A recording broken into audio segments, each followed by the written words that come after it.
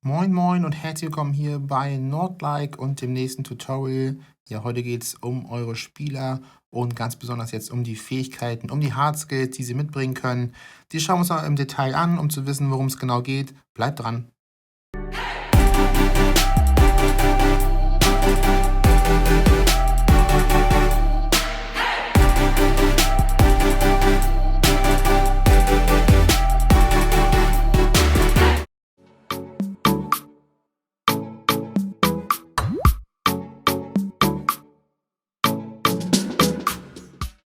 Schön, dass ihr wieder eingeschaltet habt. Wir beginnen mit dem Torwart. Der Torwart hat hier eine Sonderstellung hier in dem Spiel bei den Hard Skills.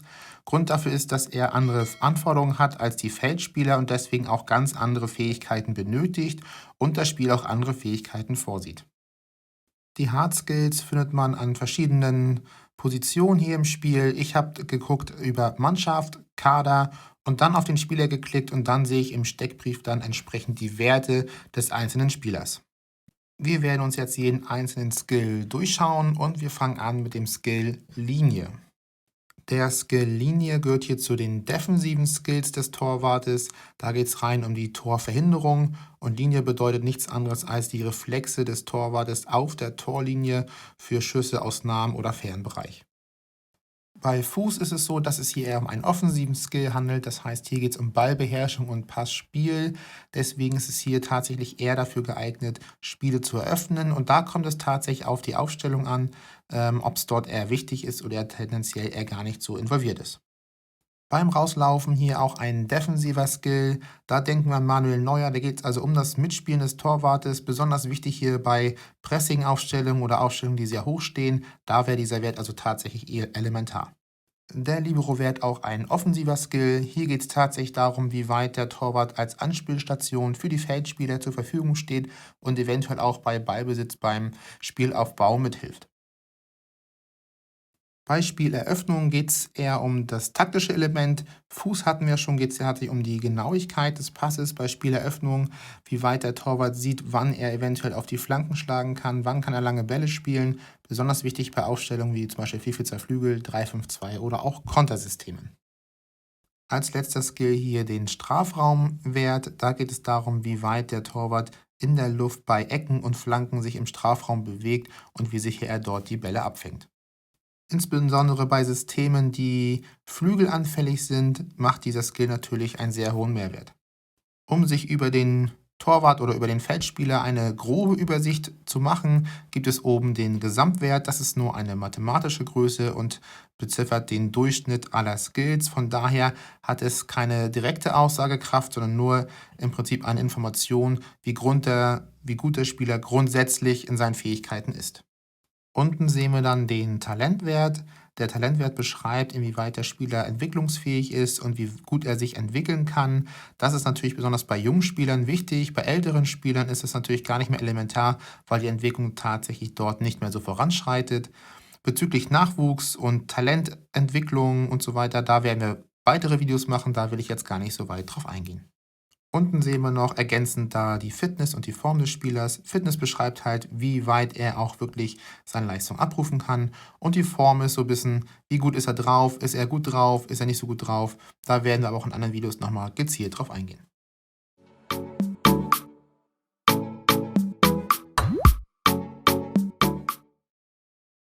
Kommen wir zu den Feldspielern. Ja, und hier haben wir ein Sammelsurium aller Feldspieler zusammen. Das heißt, alle haben dieselben Skills, aber die Verteilung muss natürlich vom Manager gesondert geprüft und auch geschaut werden, ob es denn zur jeweiligen Position passt. Einige Skills sind natürlich selbsterklärend, deswegen machen wir das relativ kurz. Ja, Kondition ist natürlich die Ausdauer des Spielers. Die Kondition ist für drei Sachen wichtig. A, er will das Spiel durchhalten. B, er will die Saison durchhalten. Und C, er will natürlich seine Leistung auch das ganze Spiel abrufen. Die Technik ist hier tatsächlich gemeint, das 1:1, Umgang mit dem Ball, besondere Fähigkeiten, vielleicht auch mal alleine zu gehen. Das ist hier also mit dem Technikwert gemeint. Dann haben wir die Schusskraft, das heißt, wie viel Energie kann er in den Ball setzen. Ganz sicher natürlich hier bei Stürmern, die aus der Entfernung schießen, auch natürlich bei Flanken und auch bei Freistößen. Ja, mit dem Zweikampfwert ist gemeint, wie er tatsächlich verteidigt. Also hier geht es um die Verteidigung. Das ist natürlich meistens für die Innenverteidigung ganz besonders wichtig. Allerdings auch in anderen Positionen kann das wichtig sein, wenn man zum Beispiel Pressing und auf Konter spielt, um dann eventuell auch das Mittelfeld oder vielleicht auch im Sturm schon den Ball zu erobern. Bei den Skills linker und rechter Fuß geht es darum, welchen Fuß denn der Spieler bevorzugt. Ist er also eher Rechtsfuß, ist er Linksfuß, ist er beidfüßig? Und das ist tatsächlich auch sehr elementar, besonders auch im Mittelfeld, auf welcher Position denn der Spieler spielt. Athletik ist hier so zu verstehen, dass es hier sich um einen Skill handelt, der nicht direkt zuzuordnen ist. Der Athletik-Skill soll eher Auswirkungen haben auf alle anderen Skills, beispielsweise Schnelligkeit oder Zweikampf oder auch Kopfball und in die Berechnung am Ende des großen neuronalen Systems irgendwie mit einbezogen wird. Genaue Zahlen kann ich nicht nennen, aber so wird es zumindest auch im Handbuch beschrieben. Kommen wir zur Schnelligkeit. Ja, da sagt es der Begriff schon. Wie schnell ist dieser Spieler? Also Antritt und Geschwindigkeit ist natürlich in einem System wichtiger, in einem anderen nicht vielleicht.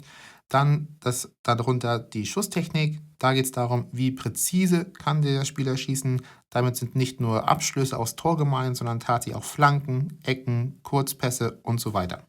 Darunter dann der Kopfballwert, der ist tatsächlich in beide Richtungen zu verstehen. Das heißt sowohl für die Verteidigungsaktion, also Abwehr von hohen Bällen mit dem Kopf, wie aber auch den Abschluss für die eigene Mannschaft aufs gegnerische Tor bei Flanken und auch bei Ecken. Als Info für euch, für den Kopfballwert ist natürlich auch wichtig, wie groß, wie stark und wie kräftig der Spieler ist. In dem Wert des Kopfballs hier mit 49% soll Onaniga das bereits mit eingepriesen haben und entsprechend auch mit bewertet haben. Kommen wir zum letzten Hard Skill hier, das Taktikverständnis. Was ist darunter zu verstehen? Auch hier haben wir wieder einen Skill, der sowohl offensiv als auch defensiv wichtig ist. Defensiv dafür da, dass zum Beispiel die Abseitsfalle bei Spielsystemen entsprechend gut funktioniert, besonders auch bei Pressing und natürlich auch für die Spielmacher, besonders im Mittelfeld. Wie kann ich Bälle verteilen? Wann gehe ich mal rauf? Besonders bei schweren oder komplizierten Aufstellungen, die vielleicht auch ein Pressing-System spielen, ganz wichtig. Der Gesamtwert, Talentwert, Fitness und Form ist hier dasselbe wie auch beim Torwart, hat also die gleiche Aussagekraft.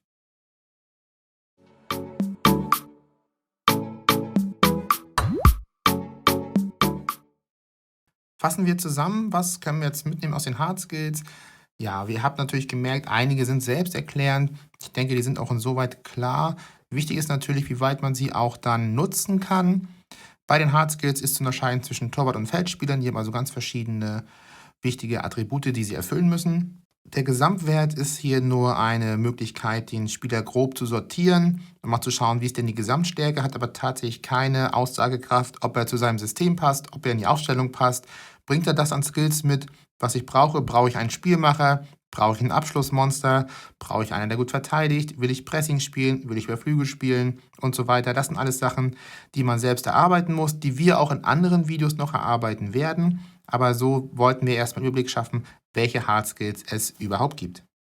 Wichtig hierbei ist auch, dass ihr den Fitnesswert im Auge behaltet. Das heißt also bestmöglich immer über 90% zu haben, denn dann könnt ihr gewiss sein, dass der Spieler A das Spiel durchhält und B auch die Fähigkeiten, die ihr habt, auch abruft. Damit sind wir auch bereits am Ende des Tutorials. Ich hoffe, ihr konntet was mitnehmen. Wenn ihr noch weitere Infos haben wollt zu anderen Themen, schaut mal in unsere Playlist. Wir werden die nach und nach füllen. Da findet ihr bestimmt noch ein paar Sachen, die für euch wichtig sind. Abonnieren wäre super toll. Ansonsten wünsche ich euch ganz viel Erfolg für euer Online-Liga-Verein und für eure Saison. Ich bin euer Yellow Sheep von Nordlike. Bis dann.